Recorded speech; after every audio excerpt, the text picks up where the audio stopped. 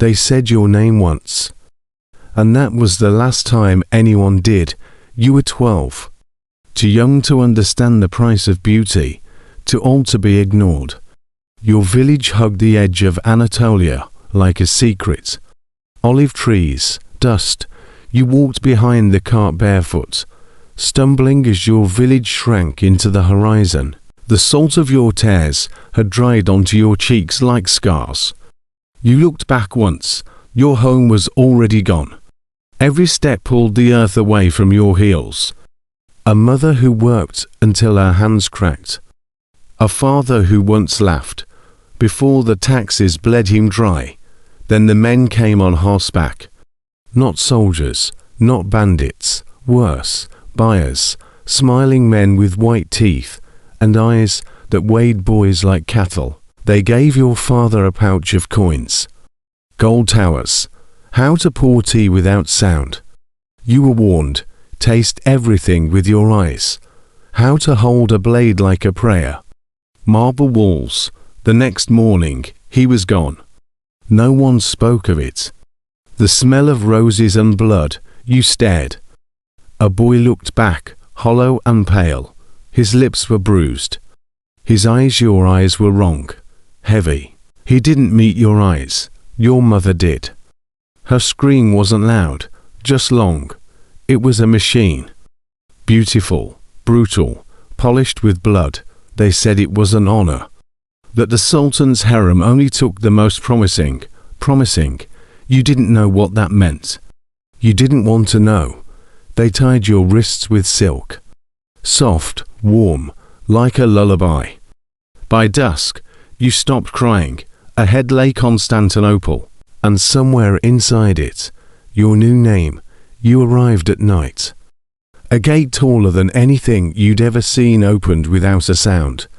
You stepped into a courtyard glowing with lanterns. Men in robes whispered in strange tongues. No one smiled. They took you underground first. To the stone rooms with dripping ceilings and burning incense. You were stripped. Not just of clothes, but of everything. They shaved your head. The blade scraped your scalp until it bled. You tried to flinch. A slap taught you not to. Then bit your lip until the taste of copper filled your mouth. Then the pain came. You screamed once. When it was over, they gave you new clothes, a silk tunic that clung like a spider's web. No undergarments, no shoes, just silence and softness that mocked your every step. You couldn't walk straight for 3 days, couldn't stand without trembling.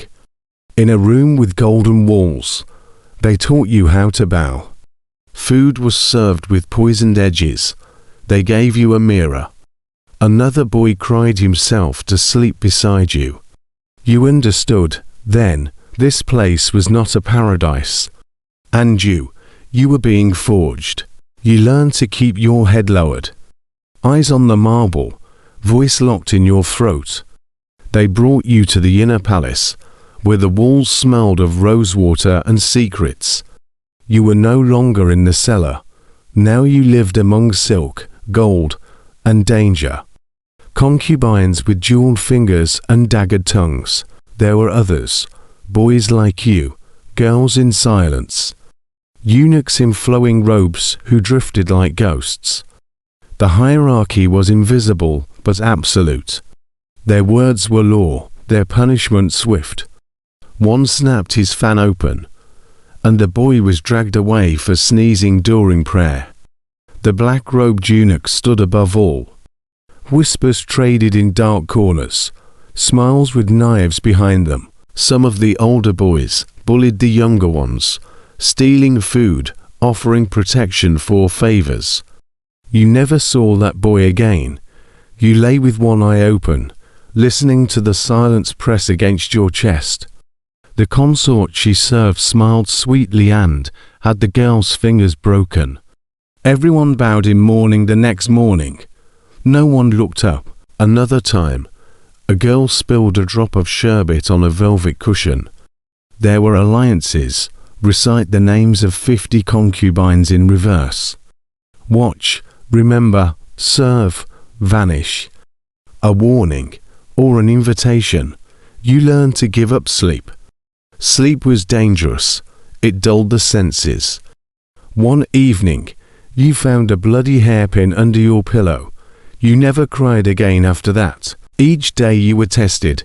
Carry trays up 20 steps without spilling. An older boy with eyes like black glass. He'd survived longer than most. He saw something in you. How to coat a blade with oil so it slid through flesh like silk. How to read lips from across a room. Not innocence, not hope, no body, no mourning. Just a vacant corner in the servants' hall. You knew better than to ask. Hunger. Some forgot that in the harem, even walls had ears.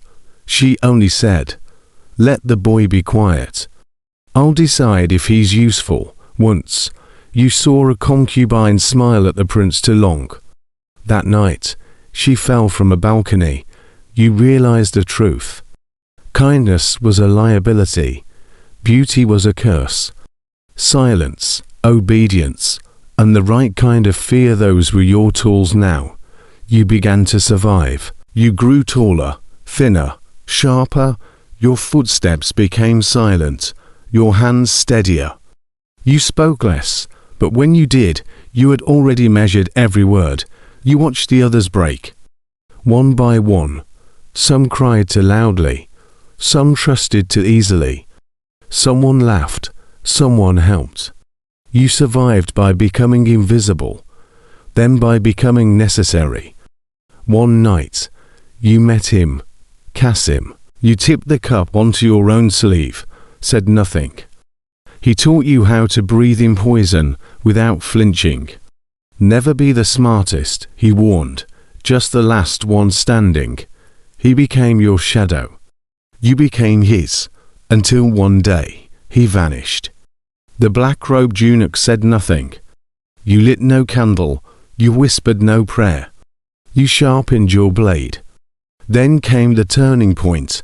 You were chosen to serve Kösem Sultan herself, the most powerful woman in the empire.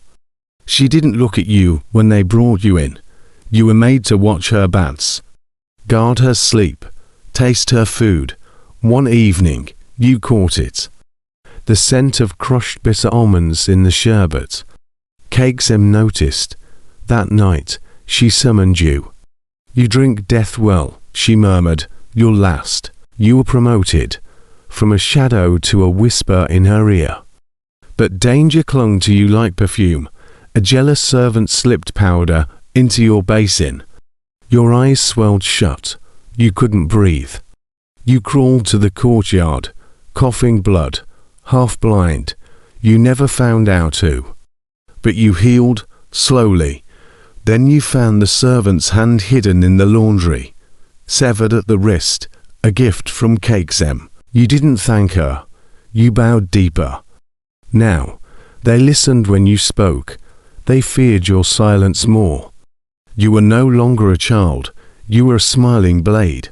You learned how to kill without touching a blade. A word here, a glance there, a whisper dropped beside the wrong ear. The palace bloomed with secrets. You plucked them like roses, thorns and all. Kösem trusted you. Others hated you. You were promoted again.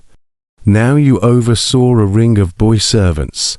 It writhed 4 hours. You selected who lived near the Sultan's chambers, who washed the concubine's clothes. Word spread.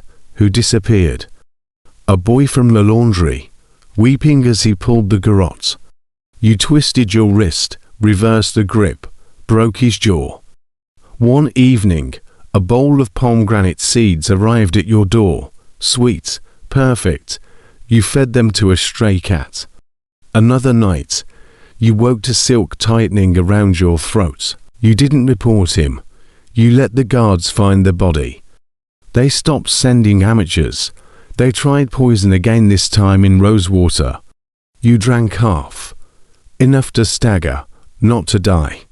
Then you stumbled into the Grand Chamberlain's study and collapsed. When you woke, you were wrapped in furs. Kösem's eunuchs were kneeling. The chamberlain had vanished. You'd turned the system against itself, but victory coursed you. Days later, you found his body stuffed inside an incense cabinet. No bruises, no struggle. His eyes still open. One of your boys, a quiet one with clever hands, went missing. But for what it cost you to pretend he never existed. You wept silently, not for him. Then you burned the cabinet. After that, they called you the quiet flame. Doors open, eyes drop, buried, scattered, forgotten. You remember each of their faces, not their names. Those were taken, like yours. No one dares ask what you've done to earn it. You no longer flinched at blood. You no longer bowed unless it served you.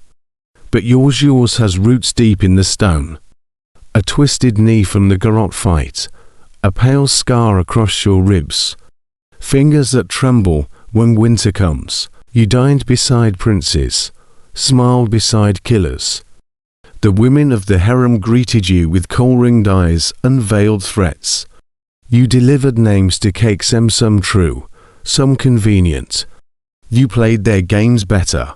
The dust, the olive trees, your mother's cracked hands, and when a rumor of rebellion whispered through the corridors, you didn't panic. You fed the rumor, you twisted it. By sunrise, 6 heads hung from the garden gate. You watched from your window, sipping bitter coffee. You listened to the palace breathe. You hear its lies and its fears. You know every crack in every wall. You are not the Sultan. But in shadows, you had become something far more dangerous. Now, your name is known in silence. You walk through the palace without escort. Kösem is old now, her power fading. The boys who arrived after you are gone. The ones who tried to be kind, who clung to friendship, who believed in mercy, they were the first to fall. You remain, but your body bears the ledger. And inside, a silence so vast, not even prayers echo there anymore. You do not laugh, you do not sleep deeply. Sometimes, when the wind shifts, you remember your village,